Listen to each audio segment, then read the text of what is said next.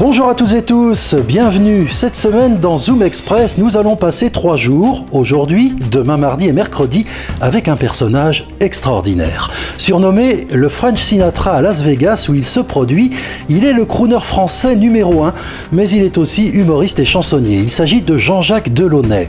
À l'occasion de la sortie d'ici quelques jours de son album The French Melodies, composé de succès mondiaux Made in France, nous avons invité Jean-Jacques à venir passer quelques jours en Vendée ici avec nous à TV3 Province afin de vous brosser un portrait de ce personnage aux multiples facettes. Artiste accompli, Jean-Jacques Delaunay est comédien, chanteur, musicien, humoriste. Vous l'avez vu dans le duo comique Cocagne et Delaunay, à la télévision, dans les émissions populaires, La Classe, le Petit Théâtre de Bouvard ou encore plus récemment dans La France a un incroyable talent. Ce lundi, premier aspect du personnage, Jean-Jacques Delaunay, l'humoriste et chansonnier. Jean Robert est avec Jean-Jacques, place Napoléon, à La Roche-sur-Yon. Jean-Jacques Delaunay, bonjour. Bonjour Jean-Robert. Alors Jean-Jacques Delaunay, tromboniste, comédien, humoriste, chanteur. Là, aujourd'hui, nous allons parler ensemble de Jean-Jacques Delaunay, humoriste. Comment ça s'est passé? Comment ça vient? Comment ça vient? Ça vient par hasard. La carrière, la vie, ça se fait souvent par hasard, malgré tout ce qu'on peut imaginer. Il y a des choses, il y a la chance, il y a les aptitudes bien sûr de chacun. Les rencontres? Les rencontres, surtout les rencontres, il y a les carrefours. Mon aventure d'humoriste, ça c'est curieusement, j'étais parti sur une carrière de comédien que j'ai exercé, la profession de comédien. Ouais, tu as joué du Molière pendant de nombreuses années. Hein. Voilà, je suis sorti du conservatoire avec un premier prix de comédie classique. Ça, je le dis parce qu'on ne s'attend pas forcément à un parcours comme ça de la part d'un humoriste. Et j'ai acheté une guitare à Manitas des Plata au Sainte-Marie-de-la-Mer. Et puis le chanteur, le grand chanteur, le pape du chant flamenco qui s'appelait José Reyes, qui est le papa des Gypsy Kings, m'a appris à jouer la rumba, taper la rumba, la gitane sur cette guitare que j'ai achetée à Manitas des Plata. Je suis remonté à Rouen où j'habitais et où j'étais au conservatoire et j'ai commencé à m'exhiber avec ce rythme qui était fantastique. Et mon copain Cocagne, qui était un copain de conservatoire, on a commencé à écrire une chanson grâce à ce rythme-là, grâce à cette guitare-là.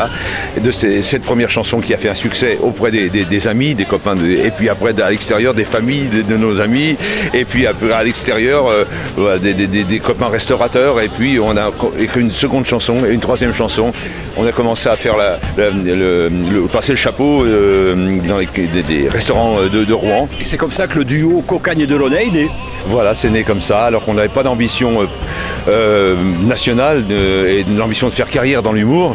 On a été poussé un petit. On a rencontré Dominique Paturel, le comédien Dominique Paturel, célèbre comédien et doubleur notamment de JR dans la série Dallas, qui était en tournage avec Francis Lax sur Rouen et se trouve un jour à l'endroit où on travaillait. On faisait les clowns dans un restaurant. Voilà, on faisait passer le chapeau avec nos chansons qui étaient toutes neuves. Hein, et il nous a dit bah, les gars, c'est fantastique ce que vous faites. J'ai jamais vu ça. Vous êtes extraordinaire. Il nous a donné l'adresse d'un patron de cabaret à Paris. On est allé voir ce monsieur, c'était à la Galerie 55, un cabaret qui n'existe plus, et un garçon qui s'appelait René Le Gueltel, qui tout de suite nous a donné une adresse qui était le caveau de la République, et Martial Carré, qui était directeur artistique du caveau, qui nous a auditionné. Et puis et l'aventure était lancée. L'aventure était lancée, on a auditionné, et dans le programme il y avait alors Patrick Sébastien qui est démarré aussi pratiquement à Paris. Il y avait des anciens chansonniers qui André Rochelle, Edmond Meunier, enfin des gens fantastiques. Hein. Et ça a démarré comme ça. Je reviens d'Hawaï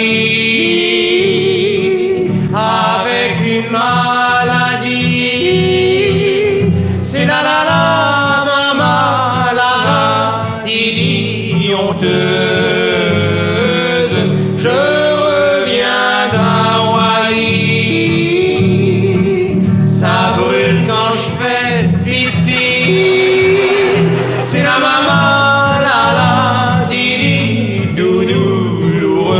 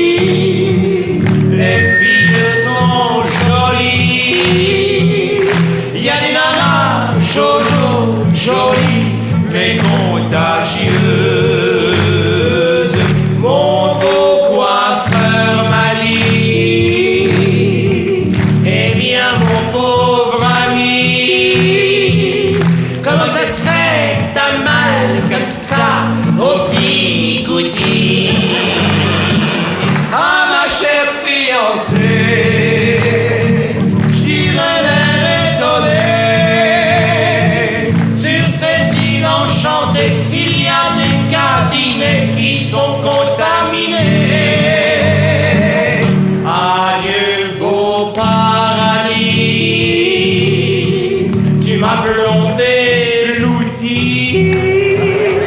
J'ai la la la, maman, la la, didi, honteuse.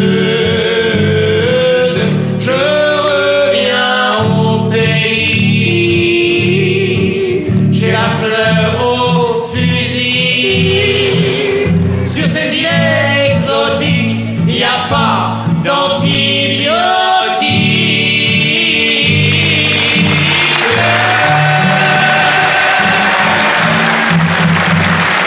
Cocagne et Delaunay, ça a duré combien de temps?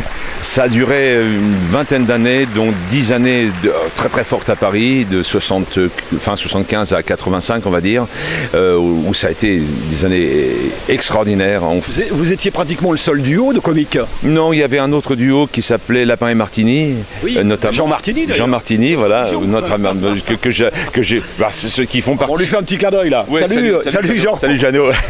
Je salue aussi Jean Martini, je salue Serge Diado, je salue Mathieu, tous mes collègues. C'est la famille. Smaïn, voilà, Michel Leb aussi, c'était toute une famille.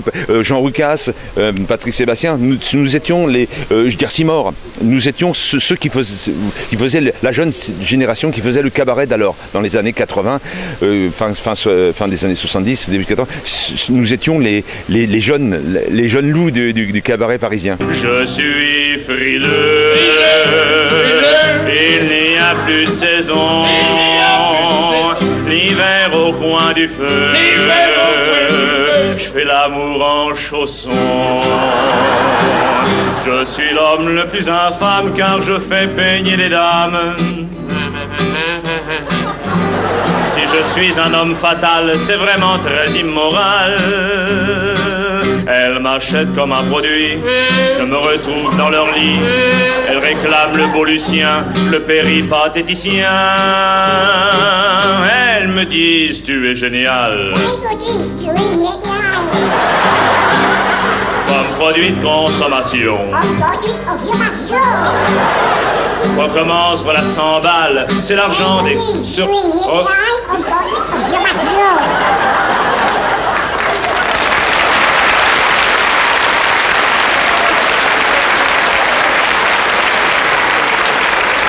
Donc une vingtaine d'années le duo. Une vingtaine d'années le duo. Alain Cocagne quitte pour des raisons professionnelles, familiales. Qui prend du large parce qu'il avait décidé de faire autre chose, voilà. Et donc il quitte Paris. Il avait consommé un petit peu ce qu'il avait à consommer dans ce métier. Il était allé bien satisfait du parcours. Comment que je n'ambitionnais pas cette carrière et lui pareil, il était élève comédien et lui il a très peu joué. Moi j'ai joué plus. J'ai joué Molière et pendant. Donc à ce moment-là, Jean-Jacques Delaunay se retrouve seul. One man show tout de suite ou il a fallu un temps d'adaptation? La volonté de faire un one man show, mais les gens du métier ne le prenaient pas de cette façon-là. C'est-à-dire que quand on quitte un duo fantastique, fabuleux comme l'était Cocagne et Delaunay, il est très difficile de prétendre faire quelque chose soi-même tout seul. C'est-à-dire on imagine comme on imagine mal Laurel sans Hardy, on imaginait mal Delaunay sans Cocagne et Cocagne sans Delaunay. Alors il a fallu pousser un peu les portes de l'épaule parce que les gens me disaient ouah, Cocagne et Delaunay c'est fabuleux. Je dis mais attendez, moi j'existe. Moi aussi je suis fabuleux. Je suis fabuleux. J'ai à peine, j'ai même pas 40 ans. J'y pensais d'exister encore. Bon. Et j'ai des choses à dire, à faire. Et puis ça s'est fait quand même. Juste pour rappeler quelques bons souvenirs à nos téléspectateurs, moi je me souviens de Pénélope. Et d'ailleurs nous allons écouter un extrait de Pénélope. Alors pour dire, c'est que Pénélope c'est venu après. C'est venu après, donc oui. Avant c'était Pupette, c'est ça? Non, avant c'était je reviens d'Hawaï avec une maladie. C'est la maman, la didi honteuse. Je reviens d'Hawaï, ça brûle quand je fais pipi. C'est la maman, la didi douloureuse. Écrite donc par Alain Cocagne et toi-même. C'était Cocagne et Delaunay, c'était on écrivait ensemble. Et il y avait Où qu'est passé Mémé aussi. Où qu'est passé Mémé? Où qu'est passé Mémé? Où qu'est passé Mémé? Venez monsieur le commissaire, on a paumé grand-mère. Le commissaire bon garçon ne pose qu'une question. Où t'as mis ta mémé? Où t'as mis ta mémé? Où t'as mis ta mémé? Où t'as mis ta mémé? Où t'as mis ta mémé? Commissaire aussitôt, faites un portrait robot. C'est une mémé coquette qui porte mini jupette. Elle pèse vers 200 livres.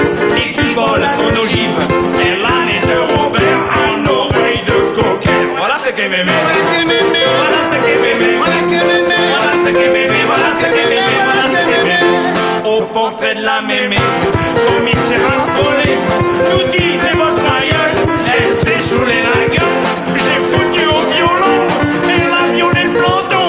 Tous les deux sur le trottoir, c'était pas beau à voir. On a trouvé mémé, on a trouvé mémé, on a trouvé mémé, on a trouvé mémé, on a trouvé mémé. Les chansons qu'on chantait, Coquin et Delaunay, le duo, il y a des chansons qu'on pouvait adapter et chanter seul. Hein. Je reviens d'Hawaï, je peux le chanter seul, ou qui est passé Mémé, je peux chanter seul, et d'autres chansons, je pouvais les chanter seul. Mais il fallait alimenter, adapter, réécrire d'autres choses. Et là, j'étais tout seul devant ma table et ma feuille blanche pour écrire. Alors de là sont nées des chansons comme Tu pu, Ma pauvre Lily, tu pètes au lit. Et puis je rigole parce que c'est quand on entend que le titre, les gens s'imaginent qu'est-ce que c'est que ça, quoi. Tu m'as pauvre Lily. Bon, une chanson qui fait gros succès en tout cas en public. Et puis Pénélope, qui est la chanson la chanson phare maintenant et que tout le monde connaît, enfin que beaucoup de personnes reprennent, même en France. Il y a un tas de gens qui reprennent cette chanson dans les fêtes de famille, dans les spectacles aussi, qui reprennent cette chanson. Oh, Pénélope,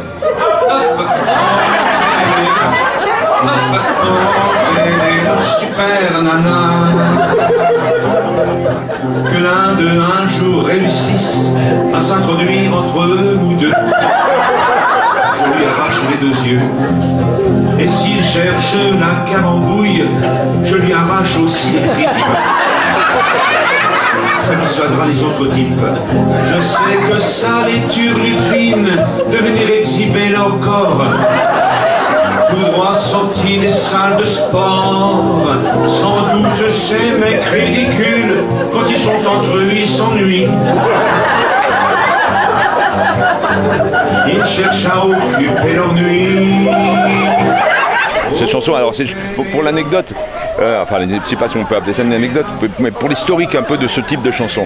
Pénélope, c'est une chanson qui est basée sur des fausses rimes. Il y a une rime attendue qui ne vient pas, et une autre la remplace, ce qui procure l'effet comique. Et c'est un principe qui existe depuis, peut-être pas la nuit des temps, mais au moins une centaine d'années. À l'époque de Fernandel également, il y avait eu ça. Hein. Voilà, Fernandel a utilisé ce principe-là. Fernandel, lui, n'écrivait pas ses chansons, mais beaucoup de personnes utilisaient des compositeurs et des auteurs ont composé pour lui, ont composé des chansons comme celle-là. C'est un procédé qui existe depuis le début au moins depuis le début du 19e siècle, du 20e siècle, pardon. Ensuite, ce que je connais, peut-être qu'il n'y a pas de traces avant parce que il n'y avait pas les médias, il n'y avait pas de système d'enregistrement, mais ça existe peut-être depuis plus longtemps que ça.